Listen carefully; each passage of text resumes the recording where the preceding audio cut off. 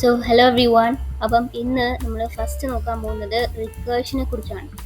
Okay, recursion എന്ന് പറഞ്ഞാൽ ഒന്നുമില്ല, നമ്മൾ ഫാക്ടോറിയൽസ് ഒക്കെ പഠിച്ചിട്ടുണ്ടാവില്ലേ നിങ്ങൾ മാത്സിൽ. അപ്പോൾ ആ ഫാക്ടോറിയൽ കണ്ടുപിടിക്കുന്നതാണ് ഈ റിക്കേഷൻ എന്ന് പറയുന്നത്. ഓക്കെ, അപ്പോൾ നമ്മൾ ആദ്യം ഫാക്ടോറിയൽ എന്താണെന്ന് അറിയണം. ഓക്കെ, ഫാക്ടോറിയൽ എന്ന് പറഞ്ഞാൽ ഇപ്പം 3 ഫാക്ടോറിയൽ എന്ന് പറഞ്ഞാൽ 3 ഇൻറ്റു 2 ഇൻറ്റു 1 ആണ്. അതുപോലെ 4 ഫാക്ടോറിയൽ എന്ന് പറഞ്ഞാൽ 4 ഇൻറ്റു 3 ഇൻറ്റു 2 ഇൻറ്റു 1 ആണ്. ഓക്കെ, അത്രേ ഉള്ളൂ. അതിൻ്റെ ആ വാല്യൂ ആണ് എന്ത് ഫാക്ടോറിയൽ എന്ന് പറയുന്നത്. ഓക്കെ, അപ്പം ഞാൻ ആദ്യം ഒരു ഫംഗ്ഷൻ ഡിഫൈൻ ചെയ്യാണ്. ഓക്കെ, ഫാക്ടോറിയലിനെ നമുക്ക് കൊടുക്കാം. ഫാക്ടോറിയൽ എന്ന് പറഞ്ഞിട്ടുള്ളൊരു ഫംഗ്ഷൻ. ഈ ഫംഗ്ഷനകത്ത് ഞാൻ n എന്ന് പറയുന്ന ഒരു പാരാമീറ്റർ പാസ് ചെയ്യുന്നുണ്ട്. ഓക്കെ, ആൻഡ് അതിനുശേഷം അതിനകത്ത് നമ്മളൊരു കണ്ടീഷൻ കൊടുക്കുകയാണ്. അതായത് ഈ n, ഓക്കെ, ഈഫ് n എന്ന് പറയുന്നത് 1 ആണെങ്കിൽ എന്താണ്, n എന്ന് പറയുന്നത് 1 ആണെങ്കിൽ റിട്ടേൺ 1. ഓക്കെ, ഞാൻ എക്സ്പ്ലെയിൻ ചെയ്യാം. അല്ലെങ്കിൽ എന്താണ്, അതായത് n 1 അല്ലെങ്കിൽ എന്ത് ചെയ്യണം, നമ്മൾ return n multiplied by factorial of n minus 1. അതായത് ഇപ്പം n എന്ന് പറയുന്നത് 1 ആണെങ്കിൽ എന്ത് ചെയ്യും, n ഈക്വൽ ടു 1, ഈ കണ്ടീഷൻ സാറ്റിസ്ഫൈ ആയി. അതിൻ്റെ ഭാഗമായിട്ട് നേരെ റിട്ടേൺ 1 എന്ന് പറഞ്ഞ വാല്യൂ പ്രിൻ്റ് ആവും. കാരണം എന്താ, n 1 ആണെന്നുണ്ടെങ്കിൽ 1ൻ്റെ ഫാക്ടോറിയൽ എന്താണ്, 1 തന്നെയാണ് അല്ലേ. അങ്ങനെ ഇത് റിട്ടേൺ ആവും. ഇനി ഇവിടെ n എന്ന് പറയുന്നത് 2 ആണെങ്കിൽ എന്ത് സംഭവിക്കും, n ഈക്വൽ ടു 2 ആണ്. അപ്പം ഈ ഒരു കണ്ടീഷൻ മാച്ച് ആവില്ല. അത് അങ്ങനെ വരുന്ന സമയത്ത് അത് നേരെ താഴോട്ട് വരുമ്പോൾ ഇവിടെ എന്താണ്, 2 ആണ് അല്ലേ. സോ 2 ഇൻറ്റു ഇവിടെ n മൈനസ് 1 ആണ്. അപ്പോൾ 2 മൈനസ് 1 എത്രയാണ്, 1 ഫാക്ടോറിയൽ എത്രയാണ്, 1. അപ്പോൾ 2 ഇൻറ്റു 1 എന്ന് വരും. ഓക്കെ, അപ്പോൾ 2 ഇൻറ്റു 1 ആണ് എന്തിൻ്റെ ഫാക്ടോറിയൽ, 2ൻ്റെ ഫാക്ടോറിയൽ. സിമിലർലി ഇപ്പോൾ നമ്മളിവിടെ 4 എടുത്തു എന്ന് വിചാരിക്കുക. n എന്ന് പറയുന്നത് 4 ആണെങ്കിൽ ഇവിടെ 4 ഉണ്ടാവും ഇൻറ്റു ഫാക്ടോറിയൽ ഓഫ് 4 മൈനസ് 1 എത്രയാണ്, 3. അപ്പോൾ ഫാക്ടോറിയൽ ഓഫ് 3 ഇൻറ്റു 4 ആണ് വരിക. അതായത് ഫാക്ടോറിയൽ ഓഫ് 3 എത്രയാണ്, 3 ഇൻറ്റു 2 ഇൻറ്റു 1. n എത്രയാണ്, 4 ആണ്. അപ്പോൾ 4 ഇൻറ്റു 3 ഇൻറ്റു 2 ഇൻറ്റു 1 ആണ് എന്ത്, 4ൻ്റെ ഫാക്ടോറിയൽ എന്ന് പറയുന്നത്. ഓക്കെ, അപ്പോൾ ഇങ്ങനെയാണ് ഇത് വരുന്നത്. നമ്മളിത് പ്രിന്റ് ചെയ്ത് നോക്കാം നമുക്ക്. സോ പ്രിന്റ് ഫാക്ടോറിയൽ, നമ്മളിവിടെ n കൊടുത്തിട്ടില്ല. നമുക്കിതിനകത്ത് ആർഗ്യുമെൻ്റ് ആയിട്ട് പാസ് ചെയ്യാം. ഞാൻ 4 എന്നാണ് കൊടുത്തത്. അപ്പോൾ നമുക്കിത് റൺ ചെയ്ത് കഴിഞ്ഞാൽ ഓക്കെ 24 വന്നു. അതായത് ഈ 24 എന്ന് പറയുന്നത് എന്താണ്, 4 ഇൻറ്റു 3 ഇൻറ്റു 2 ഇൻറ്റു 1 ആണ്. 4 ഇൻറ്റു 3 12, 12 ഇൻറ്റു 2 24, 24 ഇൻറ്റു 1 24. ഓക്കെ, അപ്പോൾ ഇങ്ങനെ നമുക്ക് എന്താ പറയുക, ഫാക്ടോറിയൽസ് കാണാനാണ് ഈ റിക്കേർഷൻ എന്ന് പറയുന്ന ഒരു മെത്തേഡ് യൂസ് ചെയ്യാം. ഓക്കെ, സോ അടുത്തായിട്ട് നമ്മൾ നോക്കാൻ പോകുന്നത് എക്സെപ്ഷൻസിനെ കുറിച്ചാണ്. എക്സെപ്ഷൻസ് എന്ന് പറഞ്ഞാൽ യൂഷ്വലി നമ്മൾ എററൊക്കെ കണ്ടുപിടിക്കാൻ വേണ്ടിയിട്ടാണ് എക്സെപ്ഷൻസ് യൂസ് ചെയ്യുക. സോ അതിനകത്ത് ആദ്യം നമ്മൾ ട്രൈ എന്ന് പറഞ്ഞിട്ടുള്ള ഒരു ട്രൈ ബ്ലോക്കിനകത്ത് നമ്മൾ നമ്മുടെ ഓപ്പറേഷൻ ചെയ്തു.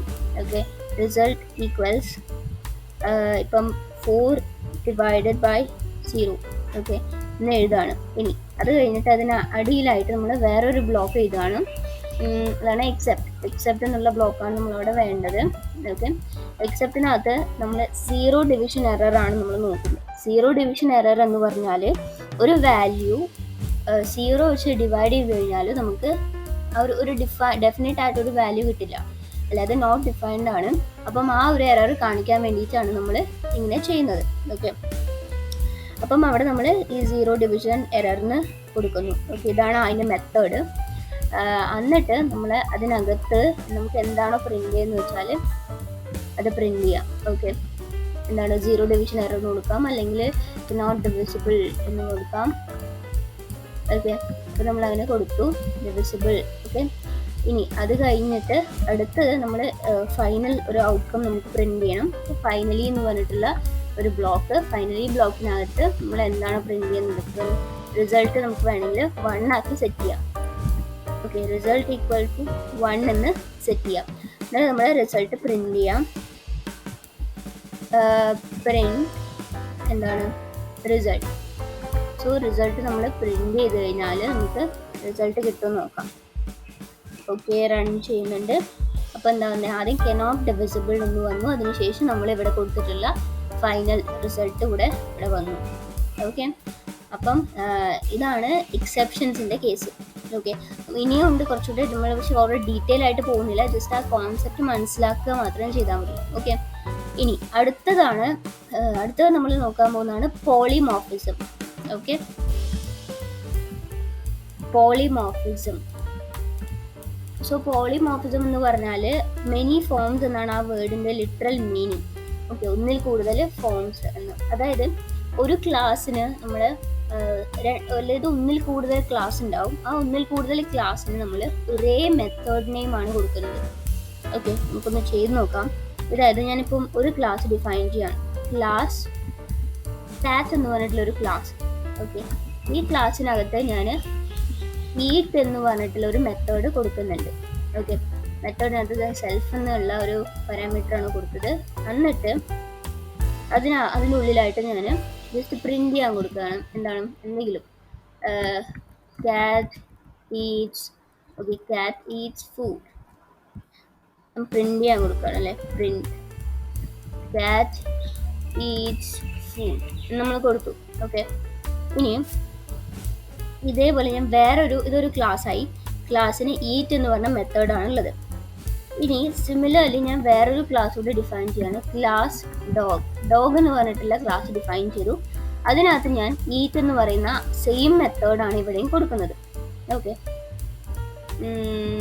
എന്നിട്ട് ഞാനിവിടെ പ്രിന്റ് ചെയ്യുന്നത് ഡോഗ് ഈറ്റ്സ് ഫുഡ് എന്ന് പറഞ്ഞ് ഞാൻ പ്രിന്റ് ചെയ്തു. ഓക്കെ, ഇനി എന്താ നമ്മൾ ചെയ്യേണ്ടതെന്ന് വെച്ചാൽ, ഈ ഒരു വേരിയബിളിലോട്ട് നമ്മളിത് അസൈൻ ചെയ്യണം. ആനിമൽ 1 എന്ന് പറഞ്ഞ വേരിയബിളിലോട്ട് ഞാൻ കാറ്റ് എന്ന് പറയുന്ന ക്ലാസ്സിനെ പ്ലേസ് ചെയ്തു. അതുപോലെ തന്നെ ആനിമൽ 2 എന്ന് പറയുന്ന ക്ലാസ്സിലോട്ട് ഞാൻ ഡോഗ് എന്ന് പറയുന്ന ക്ലാസ്സിനെ ആനിമൽ 2 എന്ന് പറഞ്ഞ വേരിയബിളിലോട്ട് ഡോഗ് എന്ന് പറയുന്ന ക്ലാസ്സിനെ പ്ലേസ് ചെയ്തു. ഓക്കെ, ഇനി ഞാനിവിടെ ആനിമൽ 1 ഡോട്ട് ഈറ്റ് എന്ന് പറയുന്ന നമ്മുടെ ഈ മെത്തേഡ് വിളിച്ചു കഴിഞ്ഞാൽ, ഓക്കെ, വിളിക്കാം. അതുപോലെ തന്നെ നമുക്ക് വേണമെങ്കിൽ ആനിമൽ 2 എന്ന് പറയുന്ന മെത്തേഡ്, ആനിമൽ 2ന് അകത്തുള്ള ഈറ്റ് എന്ന് പറയുന്ന മെത്തേഡ് വിളിക്കാം.